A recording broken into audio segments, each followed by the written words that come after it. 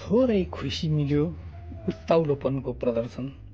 अलिकति दुःख आयो, नैराश्यता, सानोतिनो अवरोध आयो। बहुत दुःख, हरेस, पीडा, एउटा असफलता आयो, निराश, प्रयत्न नै गर्न छाडिदिने, कसैले केही भन्यो दुखी हुने, बेचैन हुने, जाडो आयो हैरान, गर्मी आयो हैरान। यो पनि जिन्दगी हो र। जिन्दगी त धरतीमा अवतरण भएर प्रथम श्वास लिएदेखि अन्तिम श्वास लिए बिचको सबै प्रकारका भोगाइहरू, दुःख सुख, सफलता असफलता, पर्याप्तता अभाव, पीडा दर्द, भोक निद्रा, थकाइ पर्खाइ, खुसी उत्साह हर्ष विमर्श, जे आउँछ सबै प्रकारको भोगाइहरूको सङ्गम।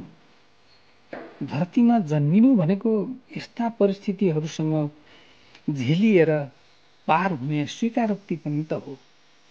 परिस्थिति जस्तो उपलब्ध हुन्छ त्यसलाई स्वीकारेर अगाडि बढिरहँदा दुःखले खासै पीडा दिँदैन, किनकि यो पनि जीवनको अभिन्न अङ्ग हो भन्ने स्वीकारिएको हुन्छ।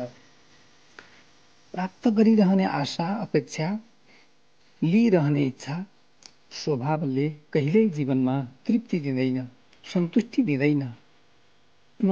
मनले स्वीकार्न सके हामीसँग पर्याप्तता छ, सबै कुरा दिएकै छ यो युनिभर्सले।